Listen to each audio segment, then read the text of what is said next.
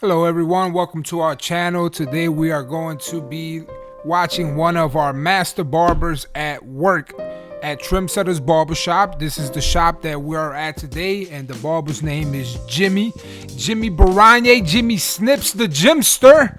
This is one of my favorite barbers. I've learned so much from him. One of the best advice that he ever gave me was the difference between me and you. This is what Jimmy told me. He said, I'm going to take my time on this haircut, and I am going to put the client back in the chair if I see him get out of my chair when I'm done. And if I see some line in the head or I see some imperfection, I'm going to tell him to sit back down in my chair to be able to fix the haircut wherever I see something that's not flawless. He said that's the difference between me and you. And at the time when I was working with him, I still work with him, but at the time I would kind of do that. I kind of just, it's like, 30 minutes is up, 45 minutes is up. And Jimmy, it always amazed me, man. I would think that people would stop going to him because he took so long, or he'd be backed up on his appointments and stuff like that. But the thing is that he leaves it flawless. So check out this video, man. It's definitely going to help you out with a lot of this. So that's some good advice to be able to do. He started off with the no guard open to be able to come and remove a lot of the bulk. And this is a client that comes to him weekly, or if not bi-weekly, depending, I guess, on the activity that's going on. He also came and he put on there what was the trimmers to come and set his first guideline, which was underneath the top one. Jimmy has been a barber that has he's a co-owner of Trimsetter's Barbershop. He's been able to work here for many years. I actually grew up with him, and we went to a lot of barber battles together. We worked at the second barbershop I ever worked at, Perfection's Barbershop. We used to work together over there. Then they opened up over here, and I've been working with them ever since, back and forth throughout my career. But definitely somebody who's very respected in the industry, respected in our area. And as you can see, his tools that he's using masters, he's using Babyliss, the outliners from Babyliss, right, the FXs, and he's even using right now a corded master. How many of y'all still use corded clippers? Raise your hand.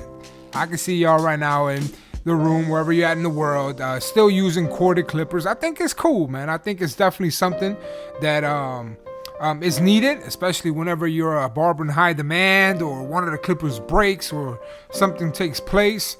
It's definitely something that, some barbers struggle with, is putting their master back on the charger, the stand, right? I think that's why people like Chris Basio, shout out to 245, they came out with different mats and things like that years ago that helped us be a little bit more organized in these areas. But I think you're always going to see cords one way or another sitting in some barber's station, right?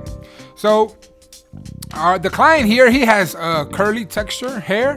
If he was to let his hair grow out, it would be curls, like a little bush, right? A curl bush. And this type of hair texture, it will lay down even better. So I've cut this client up before, and it's definitely a easy type of hair texture to blend. But you can also see different things easily if you just take that as it being an easy fade to do, right? So I think whenever the hair texture is even better, and you take your time and you do quality work on it, that's where it's gonna look spectacular, man, for real. I've been doing this for a while now, and I think it's definitely something that I've learned throughout the years. And the type of haircut that you recommend to a client, it will look great on them just because of the experience you did with other people. So what am I saying? I'm saying basically whenever people come in and ask for a new haircut and they've never had this type of haircut, just remember other clients, man. Other clients that you cut their hair, and imagine them having that type of haircut for them to be able to feel the same the other way the other client felt, and they could walk out of there with a flawless haircut, right? All right, cool. Let's see what else Jimmy is doing here. So as you can see, he's been this is a high taper. Look at this right here. Man, I don't know what part of y'all steps y'all put your shaver, right? Some people put it at the beginning, some people put it towards the end. I feel like it's cool him doing right here at this time, because the fade is kind of it's in there already. So some of these shavers, the Babyliss shavers, man, they leave a hard line.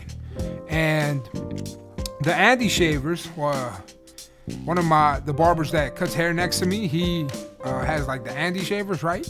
Those were like very popular. Those in the wall ones. So like these came out. I felt like a lot of barbers had these, but it was leaving too much of a hard line. It bulged it out completely, but it did leave a little hard line, and I felt like you kind of had to come with like an Andy shaver afterwards to kind of take that line out. But Jimmy right here, you know, he's not scared to come and make new lines. You'll see in this haircut, right, that if he goes too high with the shaver, he'll come back and he'll redo and retouch up what it is, you know what I'm saying, the rest of the haircut. So some people are scared to go too high. You know, sometimes you might be a little bit too scared to go too high on a haircut. And don't be afraid, man. Just, you know, play with it. Make sure to get that line out for it to look nice and smooth on the transition. Cool. All right, cool. My boy got some nice artwork on his hand and his arm, right? As you can see, I think he has a couple barber tattoos as well. If you have a barber tattoo, comment down on the section below. What were your thoughts about barber tattoos, man? You liked it? You think it was a good move? You think it helps you get clientele? You think that it was something that, you know, you was like, man, I don't even use like this clipper no more. I know some barbers have like a master on there, but they're sponsored by like another company and stuff like that. So I always thought that was funny, but it's whatever, right? Whoever's writing them checks is all good with that. Cool. So as you can see, man, Jimmy's doing like a couple like touch-up work right now, and he's gonna come and line up this box corner. It's nice and sharp. And guess what is corded also? It's T-outliners. It's T-outliners. Yep. So you see how nice and sharp that's coming out, man? The client Henry, bro, he's got really a nice lineup as well. So this really complements, you know, not your average barber, not your average client, I'm sorry, is gonna have this type of hair texture and this type of lineup. So don't sweat that, man. Don't sweat that. You know, definitely you'll be able to improve in these different areas. But look how he's using the corner, the tips of his liners to be able to come and do the C-cup or those C-hooks in doing this. And he'll continue to play and detail this fade on this side right here. So don't be afraid to be able to come back and clean it up. One of the things that I struggle with at times, I'll be feeling like the client knows, right? Like he's like, okay, Berto's on the blade part, and I should be done with that, with the haircut right after the blade. And the thing is, I'll go back to do detail work. I'll go back to doing certain steps, or like, I don't know, bring the fade up higher or something like that. And I feel like the client is starting to get a little bit uncomfortable. Like, man, I thought he was about to be done. But I think, you know, that stopped me in the past from going, just because they kind of were like a little bit impatient. But my quality of work wasn't as good, man. It wasn't as good. So guess what? If, like I was mentioning at first, if you feel like you need to go back into it, man, go ahead and do it. You know, they're really going to appreciate that. So as you can see, Jimmy was done with one side, man. He was done with one side, then he came and faded the other side. Some barbers agree with this, some barbers don't. You know, once you have enough years and experience, and you really get to see like the bone structures on the clients, you'll be able to kind of remember where you brought up the fade and your outlines that you have on the head. It'll help you keep a balance throughout the whole haircut with it, right? So right here, he's really stretching out this ball line. some people do like 1 finger, 2 fingers, or whatever you want to measure it out in, right? If you want to do like centimeters or whatever, width between guidelines, that's up to you. But this is something that some people like to do. I've worked with a lot of barbers who just like to do like tight fades, not stretch the fade as much. And this one is something that Jimmy definitely likes to stretch it when it comes to like this client. So I guess it depends what type of haircut that we are doing. What do you guys think about the surgical blades, right? The flat blades. We'll make a video on that. A couple of barbers have that at the shop, and I definitely want to be able to show you like the difference in that, because I know a lot of people struggle with getting the ball line out. But if you get the flat blade for your masters, you'll be able to get that out. I believe some people like to use like the taper blade on the wall seniors or any other one of the flat blades, right, on like wall clippers and stuff, be able to get them ball lines out. Man, it's great. It's good. I kind of been using my trimmers as a 00, 000, quadruple 0, etc. But I think it's a great tool to be able to have, especially if you can't get a line out. It might not mean that you use it all the time, but you do need to have it just in case. And that's something I'm about to put up in my lineup right now as we speak. Hopefully by the time you're watching this video, I've been had it, and I've been uploaded different things on there, right?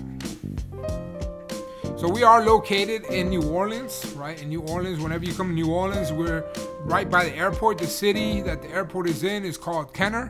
So it's Kenner, Louisiana. We're about 15 minutes away from the city. If you're ever in town, man, you want to come check out the shop, we at 2805 Williams Boulevard, and you'll see a big barbershop sign and be able to come and check out the city, man. New Orleans is really fun. It's really, known for its carnivals or parades or Mardi Gras, as some people know it.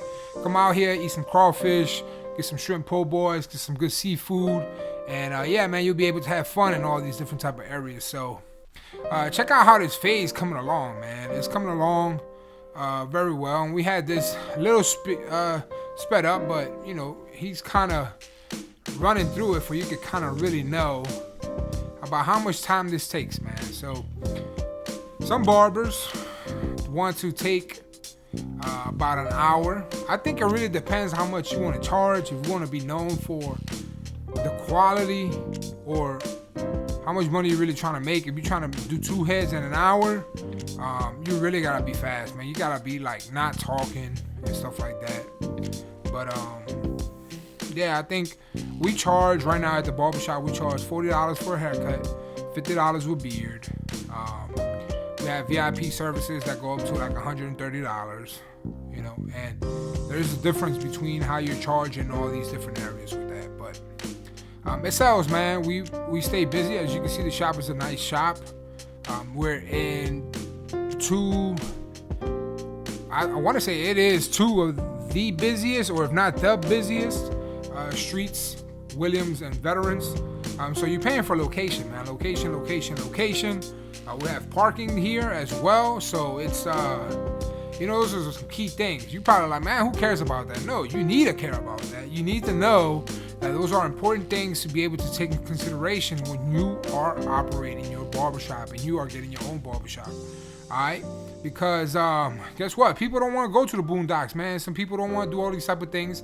They're around all the other places that they need to run errands, so it's just convenient for them to be able to be there. So you will pay a high price for some of these locations, all right? But one of the things, man, that you need to keep in mind when you get in one of these locations is also knowing that the price will be set whenever you sign a contract with some people, and then eventually, as prices go up in the world, as inflation happens and things like that, man, the price on rent will go up. But you need to know that you can be secure with like a 10-year lease or however amount of time you want to be able to lease it out. So, if you go for 1 year or 2 years somewhere, you need to know that once you get out of there, you're probably going to be paying way more for that other location. For instance, let's say it's $5,000, right, to rent out the location where you're going to be at in a high traffic place. I think that's a fair price around where we're at right now in New Orleans area. That's like a little bit on the high end, right? So you just say it's $5,000. So like, let's say you go to a cheaper place, it's like $1,500, $2,000, $2,500, half the price or less. It's gonna be definitely going for about $6,000 once you get out of that lease. Okay, it's kind of like the apartments. So I've lived in apartments. It's probably like $800 in the past, and now they're like $1,500, right? Double the price. So this happens also with the retail spots, man. So you need to take that into consideration whenever you do it.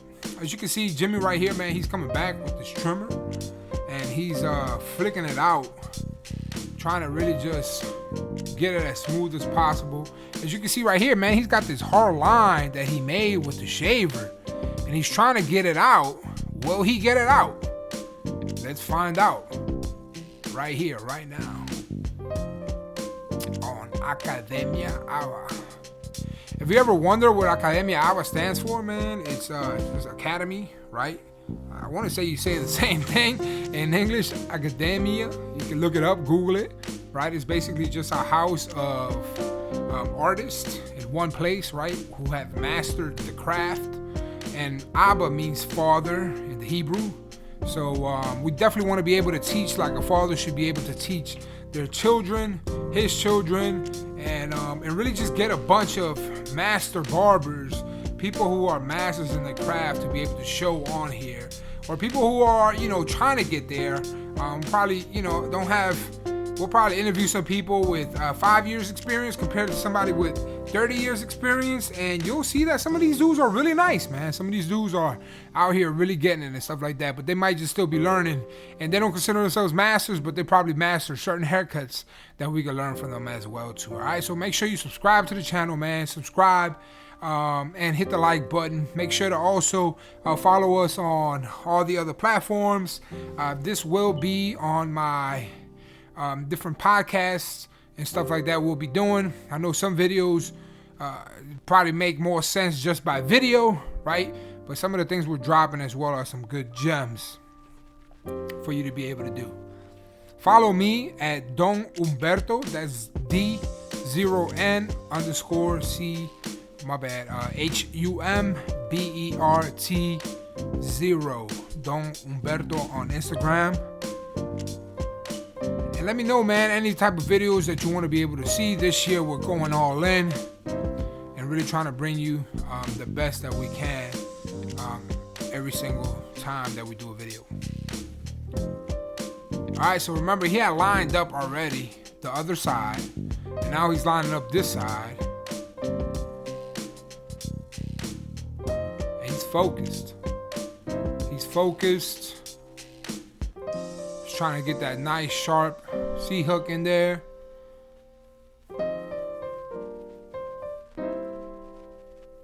Do y'all start off with the sides first, with the bars, with the hook, with the front? What you start off with?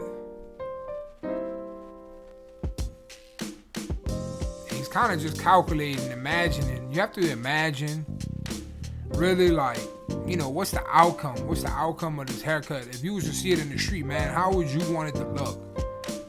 So a lot of this stuff, sometimes when you're fading and things like that, you really have to envision the haircut once it's done before you go and cut it into it, right? So Jimmy first right now, he's coming with the blade, with the grain. I believe he's doing a drive shave right here. And you need to be careful with drive shaves, man. I was actually cutting a client today, and I don't know, bro. I don't even remember. I felt like the blade was so dull, and I hadn't even used it much on him. But he was so sensitive to it. I could see like his face, he kind of like squinched a little bit and stuff like that. He didn't tell me nothing, but I caught on right then and there, man. And I was like, all right, this is it. But here's the finished product, man. How you like it? Let us know in the comments what you thought about this video. I appreciate y'all watching. Thank you, Jimmy, man, for this awesome work that you did. Thank you so much to his client also for being a trooper. And yeah, hit that like button, man. Share with other people. If any of this information was useful, please let us know. And we truly appreciate it. Subscribe to the channel.